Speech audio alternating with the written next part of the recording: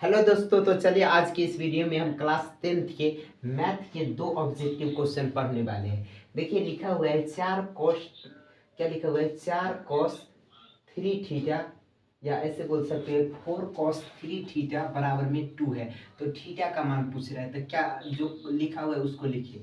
लिखा हुआ है 4 cos 3 थीटा बराबर 2, यही ना है। तो हमें क्या निकालना है, थीटा का मान। इधर देखिए था, ऐसे बीच में कुछ नहीं, तो हम क्या गुना का चिन्ह दे सकते हैं।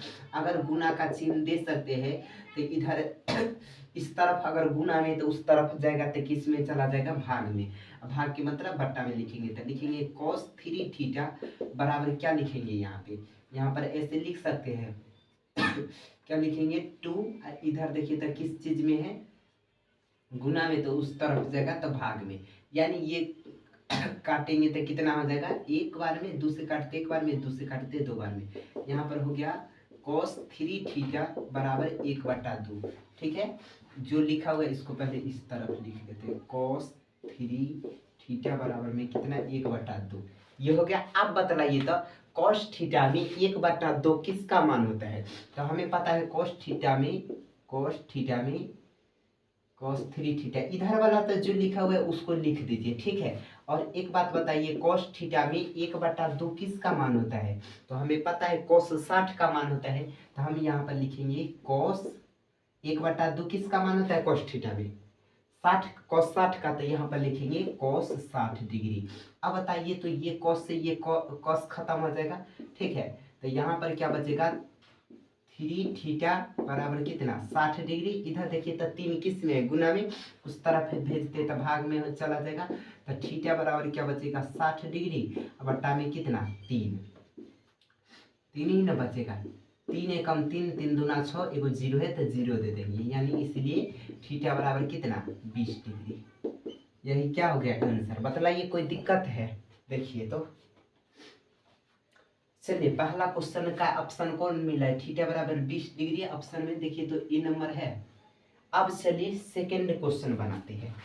देखिए यहाँ पर लिखा हुआ है 3 sin 33 डिग्री, तो यहाँ पर लिख देते हैं 3 sin 33 डिग्री बट्टा में क्या लिखेंगे, cos 57 डिग्री, यही ना लिखेंगे। एक बात बताइए, यहाँ पे हम 57 को क्या लिख सकते हैं, ऐसे लिख सकते हैं। पहला नंबर तो देख लीजिए, 3 sin 33 डिग्री है, 33 डिग्री लिखते इधर लिखते हैं। यहाँ पे देखिए लिखा हुआ है, इधर जगह नीचे में नहीं है तो हम बराबर के उस तरफ ही लिखते हैं, आप लोग नीचे ही लिखेगा। ठीक है, तो यहाँ पर देखिए लिखा हुआ है 3 sin 33 डिग्री बट्टा में कितना लिखा हुआ है, cos 57 डिग्री। तो यहाँ पर लिखेंगे 3 sin कितना, 33 डिग्री लिखा हुआ है, तो 33 डिग्री लिखेंगे। बट्टा में यहाँ पर क्या लिखेंगे, cos 57 डिग्री है, तो यहाँ पर लिखते हैं cos 57 को क्या लिख सकते हैं, जैसे 90 में से अगर 33 को घटा लेंगे तो कितना बचेगा, 57 बचेगा। तो यहाँ पर देख लीजिए इतना बचेगा, तो क्या बताइए, 57 डिग्री के जगह पर 90 डिग्री माइनस 33 डिग्री लिख सकते हैं।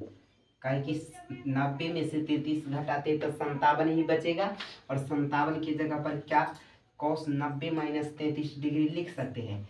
अब एक चीज बतलाइए, एक फार्मूला होता है यहाँ पर, चूंकि cos 90 डिग्री माइनस थीटा बराबर होता है cos थीटा, नहीं sin थीटा होता है। क्या होता है, sin थीटा। तो यहाँ पर बतलाइए, अगर इसको थीटा मान लेते हैं तो cos 90 माइनस थीटा, ये फार्मूला पर बैठ रहा है। देखिए cos 90 माइनस थीटा, अगर इसको थीटा मान लेते हैं तो cos 90 माइनस थीटा बराबर क्या होता है, sin थीटा। तो क्या बतलाइए, यहाँ पर हम क्या लिख सकते हैं, साइन में बदल जाएगा, थीटा की जगह पे 33 डिग्री है, क्या 33 डिग्री लिखेंगे। अब ऊपर में देखिए तो पहले से 3 sin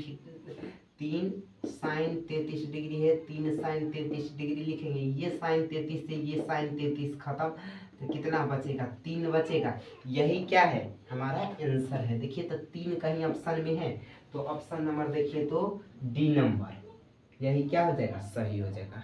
बतलाइए यहाँ तक कोई दिक्कत है, नहीं दिक्कत है, फिर अगले वीडियो में मिलते हैं।